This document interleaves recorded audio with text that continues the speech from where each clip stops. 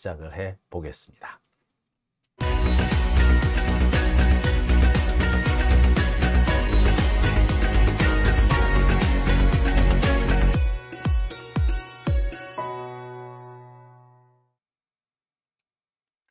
네, 오밤중의 뉴스 함께하고 계신 지금 시각이 11시 31분을 지나고 있습니다. 자, 그러면요.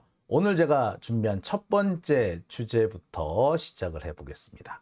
갑작스러운 사건 병합, 대장동 재판, 무한정 길어질 듯.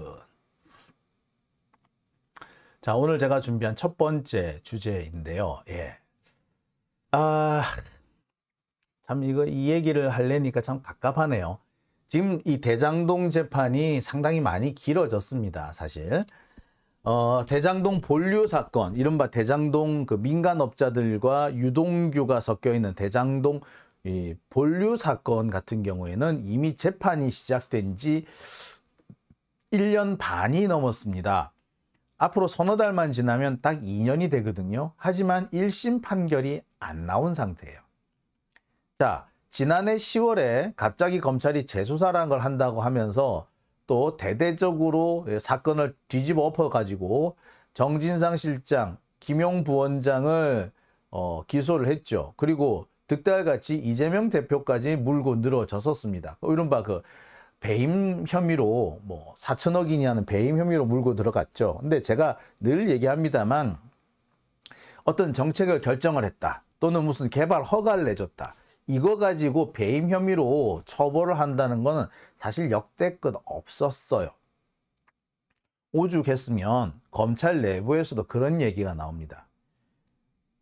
부패 사건을 수사한다면서 특수사건을 한다면서 맨 막판에 배임 혐의로 수사를 한다라는 말이 나오면 검찰에서는 옛날부터 그런 말이 돌았대요. 이 사건은 망쳤다. 배임 혐의 수사를 한다는 것은 사실상 불가능한, 법 적용이 불가능한 부분이기 때문에 이걸 적용을 한다는 것 자체가 검찰로서는 수사 실패를 자인하는 것이다 라고 이 검사들 스스로 인정하는 대목이었거든요. 자, 그런데 갑작스럽게 작년 10월에 검찰이 이재명 대표를 기소하고 막 그렇게 했었어요. 자, 그렇게 계산하면 벌써 6개월이 훨씬 지났습니다. 7개월, 8개월째 지금 재판이 진행되고 있는데요. 자, 그런데 이 재판이 앞으로 더 길어질 수밖에 없을 것 같습니다. 지금 상황을 보면은 내년 총선 전에 과연 결론이 나올 수 있을까라는 생각마저 들어요. 제가 지난 시간까지만 해도 올해 말 정도면 혹은 내년 초쯤 되면 아마 선고가 날 가능성이 있다라고 말씀을 드렸는데 현실적으로 이제 불가능해졌습니다. 왜 그러냐고요? 사건 하나를 떼서 다른 재판부에 갖다 붙였는데 이 사건 하나가 옮겨가는 그것 때문에 전체적인 이 사건의 길이가, 사건의 그 진행 속도가 완전히 틀어지게 됐어요. 한편으로 보자면 제가 늘 걱정해왔던 것이 검찰이 깽판을 자꾸 부리는데 재판 절차 하나하나를 물고 늘어지면서 시비를 털고 있고 법정에서 변호인들과 막 이렇게 언성을 높여가면서 싸움박질을 하고 있고 이런 짓을 하는데 이것이 왠지 재판부를 교체하기 위한 어떤 그 꼼수가 아닌가 우려된다라고 말씀을 드렸었죠. 근데 사실상 이렇게 사건 하나를 떼서 다른 재판부로 옮김으로써 전체적으로 재판부가 싹 교체되는 듯한 그런 느낌마저 들게 됐습니다. 보기에 따라서는 지금 당장은 재판부가 교체 안 될 수 있겠으나 재판부의 대대적인 교체를 이르면 내년 2월, 늦어도 내년 8월이면은 목도할 수밖에 없는 상황이 되지 않겠는가라는 생각이 드는데 그 말인 즉슨 재판이 무한정 길어질 것이다 라는 걸 의미해요. 물론 이런 부분은 검찰이 그만큼 사건 수사를 제대로 못했고 재판에서 사실상 뻘짓을 했다. 그래서 재판이 검찰한테 무척 불리하게 진행됐다는 걸 반증하는 걸 수도 있습니다. 검찰이 원하는 방식대로 한다면 재판이 빨리 끝나지 이렇게 질질 끌 이유가 없잖아요.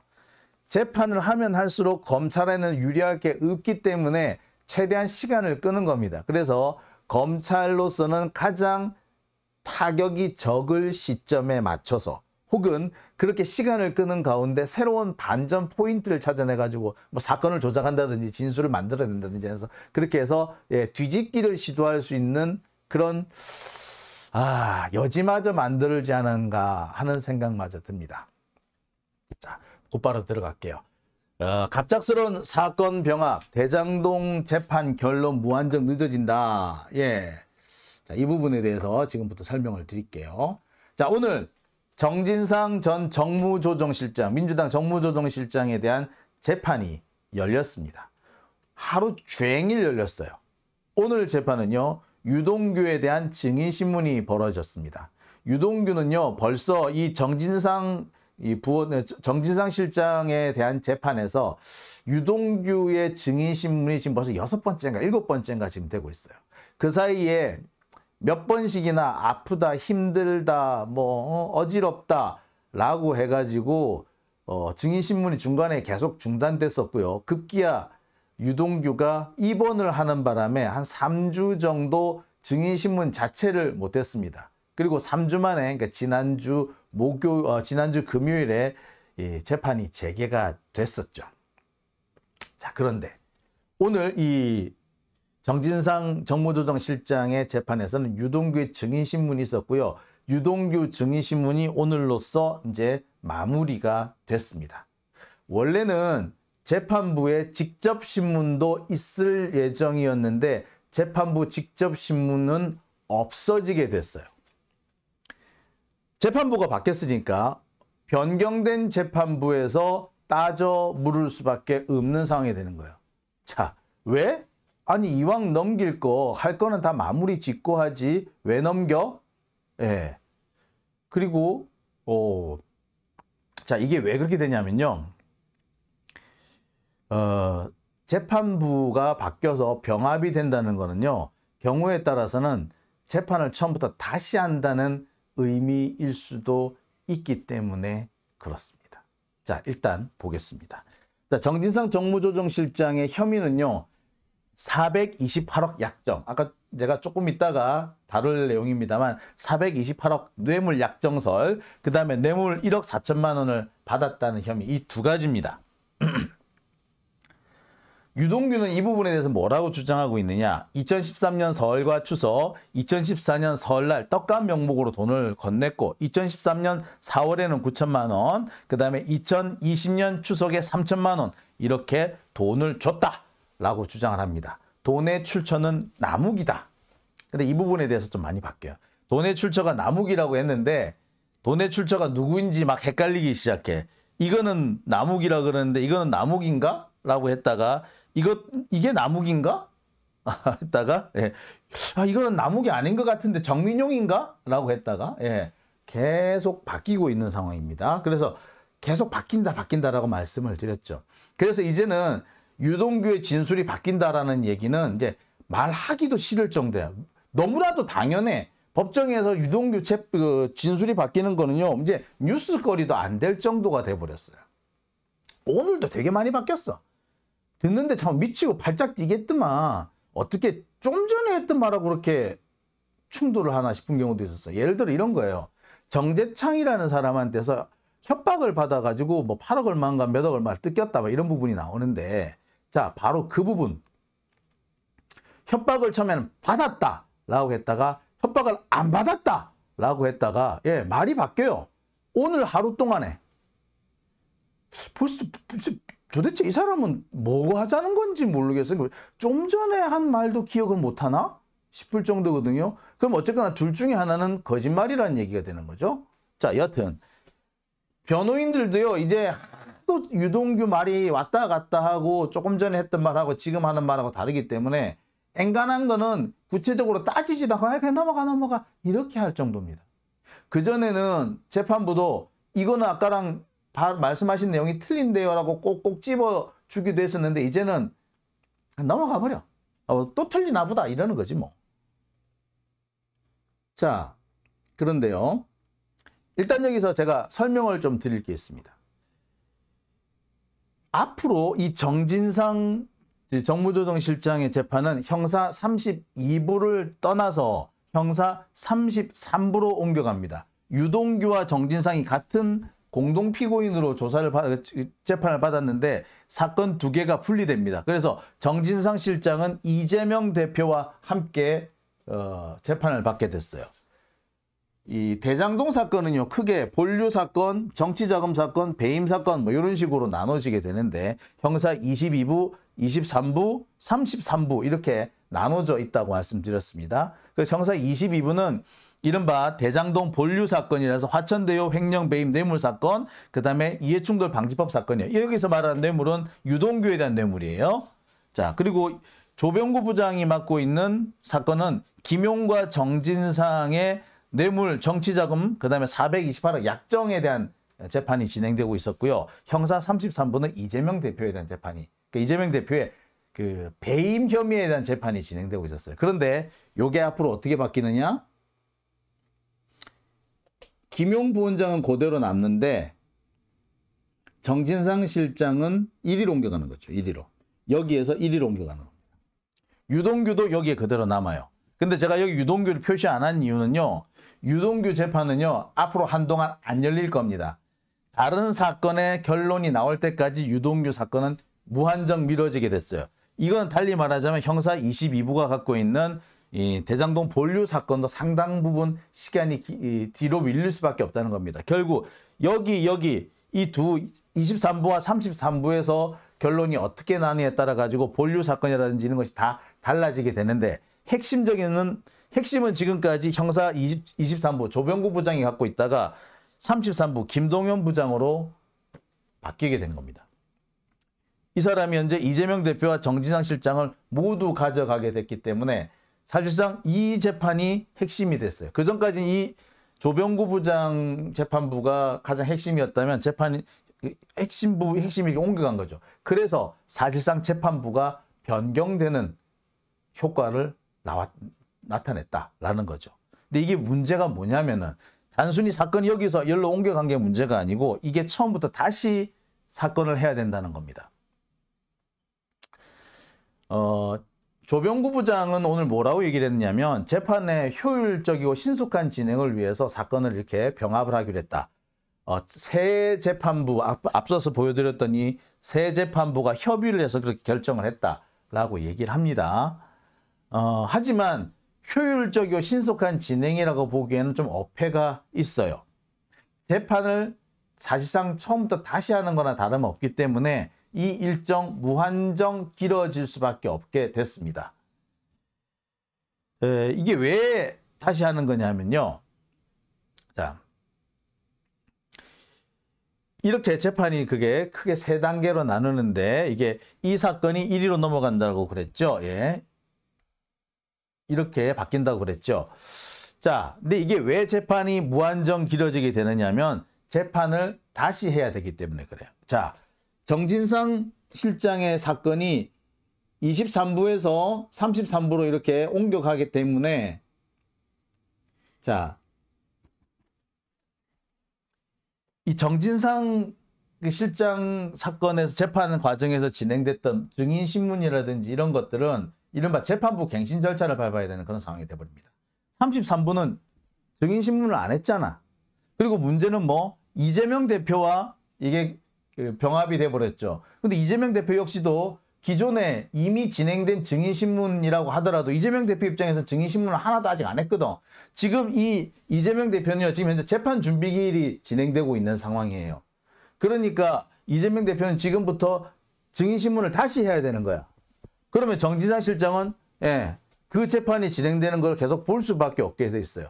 그러면 아직 공판 준비 기일도 다 끝나지 않은 상황이면 본격적인 재판은 7월에나 들어가야 되는데 지금까지 진행된 다른 재판을 볼 때 이 재판도 6개월, 7개월, 8개월 무한정 길어질 수밖에 없습니다. 게다가 재판부 갱신 절차를 해야 되기 때문에 증인들을 다시 불러와야 되는 경우도 생겨요. 증인 신문을 한 내용을 재판부가 그냥 보고 이건 그냥 가도 되겠습니다 라고 하면은 그냥 기존에 신문했던 그 자료만 보고 진행을 할 수 있는데, 재판부 입장에서 이거 다시 증인 다시 불러와 봐야겠는데요 라고 하게 되면은 진짜 다시 불러와야 돼. 왜? 유동규의 말이 자꾸 바뀌잖아. 여기서 했던 말 다르고 저기서 했던 말 다르고. 예. 그러면은 내가 재판부라도 이해가 안 가거든. 아무리 다른 재판부에 있던 사건이 나한테로 옮겨왔고 거기서 진행된 재판 내용이 있긴 하지만, 그래서 그 재판 내용이 그대로 나한테 넘어오긴 하지만 내가 볼 때 이해가 안 되는데 판사가 볼 때 이해가 안 되면 어떻게 하겠어? 야, 다시 불러와봐 이러겠지? 그러면은 뭡니까? 처음부터 다시 하는 상황이 되죠. 이재명 대표 입장에서도 그래요. 만약에 이재명 대표도 지금 중요한 부분이 유동규의 진술이 상당히 중요한 부분이 돼 있어요. 그럼 유동규 다시 불러와가지고 이재명 대표 재판에서 또 얘기를 해야 돼. 그러면 결과적으로 재판을 처음부터 다시 하는 것과 똑같은 상황이 되는 겁니다. 안 그래도 재판이 많이 미뤄져 있는데 이걸 처음부터 다시 한다고 생각해 보세요. 그나마 유동규 증인신문이 그걸로 증인신문이 끝난 것도 아니야. 사실 증인신문의 거의 시작 단계라고 해도 과언이 아니에요. 그러면 앞으로 어쩌려고? 갈 길이 어마어마하게 먼 거예요. 지금 원래 계획대로 진행이 됐다 하더라도 내년 2월 전에 선고가 안 날 거다라는 얘기가 많았는데, 이제는 내년 2월은 고사하고 내년 연말이나 돼야지 겨우 날까 말까 하는 상황까지 바뀌게 되는 겁니다. 자, 게다가 조병구 부장은 이제 김용 부원장에 대한 재판은 자기가 그대로 갖고 있죠. 요거 하나만큼은 재판 속도가 엄청 빨라지게 됐어요. 지금 요거는요, 빠르면 9월, 10월이면 판결이 날 수도 있을 것 같아요. 여튼. 자, 이렇게 되면은 누구만 좋은 거냐? 유동규만 좋은 겁니다. 정진상 실장과 사건이 분리됨으로써 홀로 형사 33부에 잔류를 하게 되는데, 재판부가 뭐라고 결정을 내렸느냐 하면 다른 사건 재판이 끝날 때까지 이 재판 기일을 안 정하겠다. 추후에 정하겠다. 이걸 추정이라고 얘기했는데 추정으로 바꿔버렸어요. 네. 그럼 유동규는 앞으로 재판 안 해. 33부 재판 안 해. 물론 다른 사건 재판부에서 이제 증인으로 불려갈 일이 좀 있을 수도 있겠죠. 자, 그렇게 되면 유동규한테 뭐가 좋다? 말을 짜맞출 수 있는 시간이 생기는 거죠. 제가 늘 이 시간을 통해서 늘 걱정했던 바로 그런 사태가 벌어지는 겁니다. 검사들이 재판을 연장을 시키고 깽판을 놓고 재판 진행을 방해해가지고 시간을 벌려고 할 것 같다. 그 시간을 벌어가지고 그래서 재판부를 바꾸거나 적어도 유동규가 말을 맞출 수 있는 시간을 확보할 거다라고 했는데 결과적으로 지금 그 상황이 돼버린 겁니다. 아마 조병구 부장 입장에서는 형사 23부에 김용과 정진상 사건이 다 겹쳐 있다 보니까 나름 좀 고심을 했던 것 같아요. 그 두 사건을 하나로, 김용, 정진상을 하나로 뭉칠 것인지 아니면 이거를 이재명으로 보낼 것인지 고심을 했을 건데, 문제는 이게 너무 사건이 부담이 너무 정치적 부담이 큰 거죠. 그래서 김용과 정진상을 따로 띄려고 한 겁니다. 김용, 정진상이 어떻게 결론이 나오느냐에 따라 가지고 사실은 이재명 대표의 재판도 거의 거기서 결말이 나버리는 거거든요. 그러니까 예를 들어 이런 겁니다. 김용, 정진상 돈 받은 거 없어. 428억 웃기고 있네. 이래버리면 뭐가 된다? 이재명 대표까지는 갈 이유가 없어지는 거예요. 그런데 428억이 있을 수도 있나? 뭐 이렇게 돼버리면은 또 얘기가 완전히 틀려지게 됩니다. 게다가 조병구 부장은 이제 428억 약정설 부분에 대해서는 더 이상 심리하지 않게 된 거예요. 공소 사실은 김용 부원장만 걸려있기 때문에 이 김용 부원장은 428억 약정설 이 부분이 조금 약간 비껴나가 있는 겁니다. 자, 여하튼 조병구 부장 입장에서는 김용, 정진상을 두 개를 다 들고 있으면 부담스러운 거야. 이 두 사람을 다 무죄로 때려버리면 이재명은 자동 무죄가 되거든요. 그런데 성격상 두 사람 중에 한 사람은 무죄를 때릴 수가 두 사람 중에 한 사람만 무죄 때리고 한 사람은 유죄를 때리고 할 수도 없는 지경이에요. 근데 두 사람 다 무죄가 나와버리면 이재명은 자동 무죄인 거고 두 사람 다 유죄를 내려니까 이거는 정치적 부담이 엄청 커져버리는 거야. 그럼 어떻게 한다? 쪼개버리는 거죠. 야, 하나씩 나눠 가지자. 이래버리는 거죠. 그런 생각을 한 것 같아요. 그래서 자기가 가장 집중할 수 있는 사건, 김용 사건만 집중을 한다. 요 생각을 하고 있는 것 같은데 어쨌거나 조병구 부장의 생각은 뭐 자신한테는 상당히 유리하게 결론이 났는지는 모르겠으나 재판 전체로 보자면 검찰이 원하는 그림이 그려지게 된 거다라고 해도 과언은 아닐 것 같습니다. 결과적으로 유동규만 논한 거죠. 그래서 제가 유동규만 논았네라고 한 겁니다. 참 씁쓸해요. 이게 제가 한 4월 말부터 이 검찰에 하는 꼬락서니가 영 이상하다라고 제가 계속 말씀을 드렸습니다. 재판을 깽판 치려고 하는 것 같다. 깽판을 부리려고 하는 것 같다. 근데 이 조병구 부장이라는 사람이요, 생각보다 이게 만만찮은 사람이거든요. 검찰도 쉬 이렇게 덤벼들 수 있는 사람은 아닐 겁니다. 그러다 보니 대놓고 덤벼들진 않았는데 계속해서 재판 진행에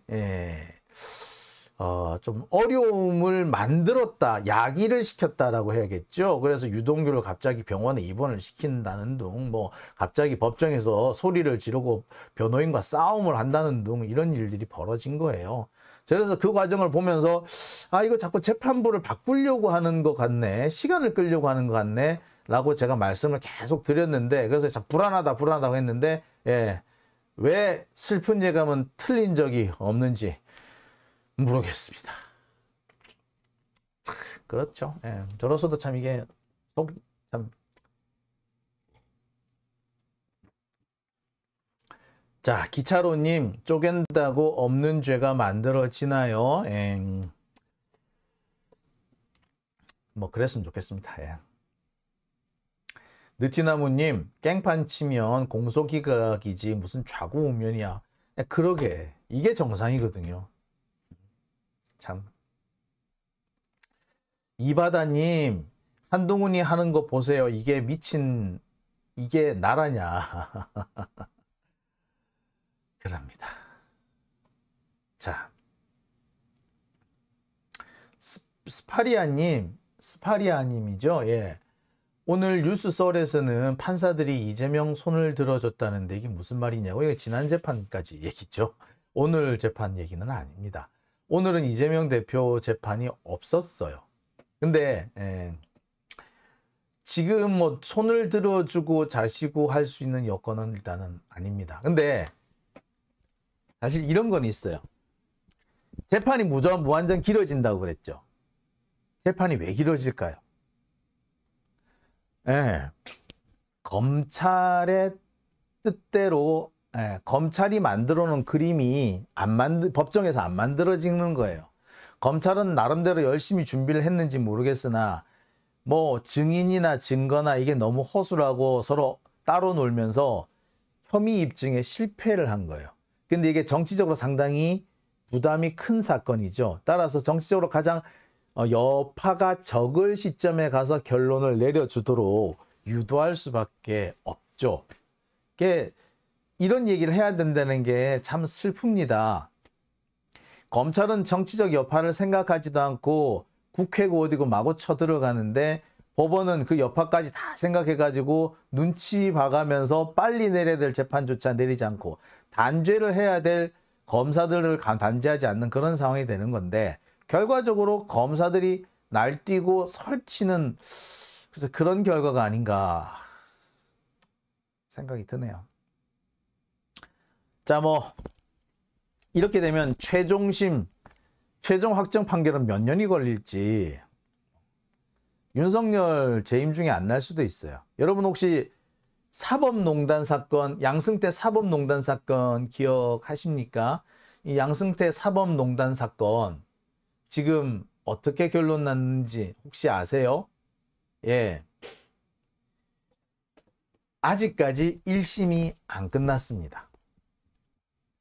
왜 문제가 되느냐면 거기도 재판부 갱신 절차라는 걸 하고 있어요. 재판을 몇 년을 끌다 보니까 재판부가 안 바뀔 수가 없잖아요.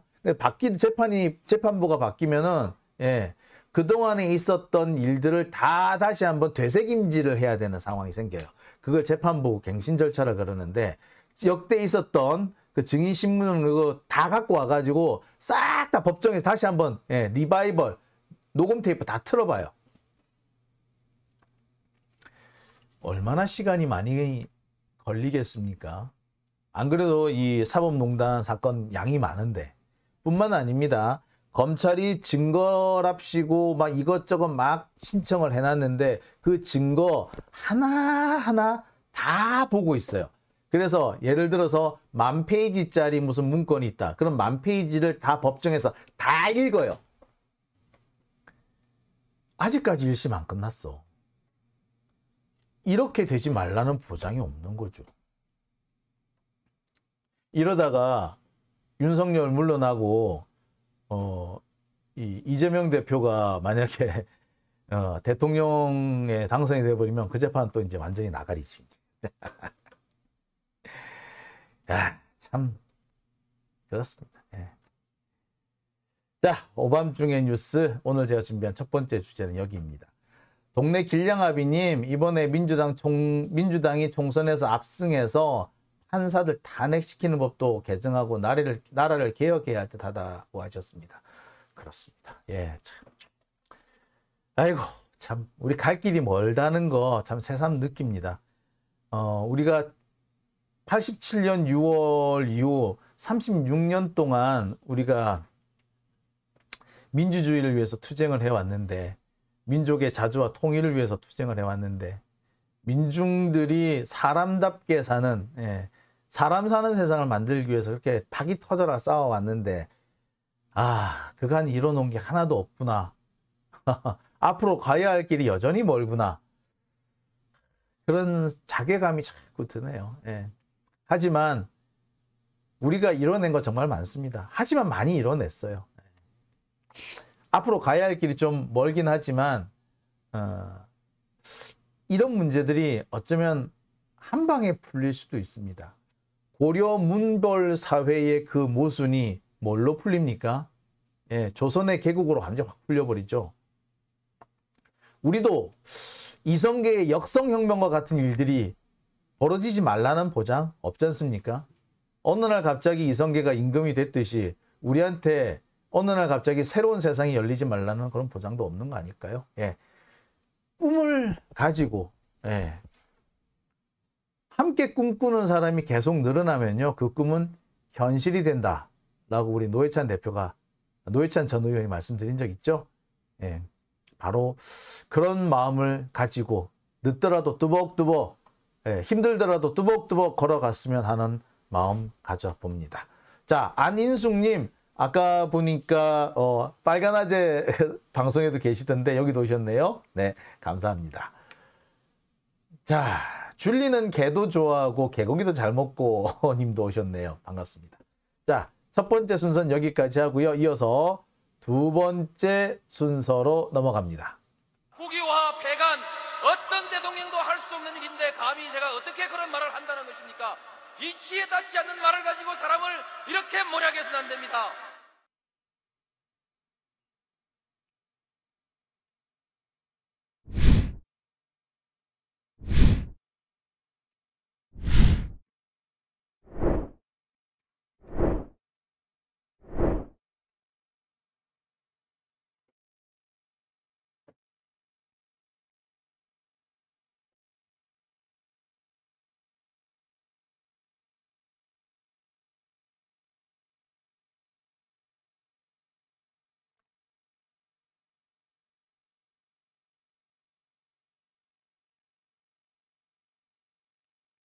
네, 오밤중의 뉴스 함께하고 계신 지금 시각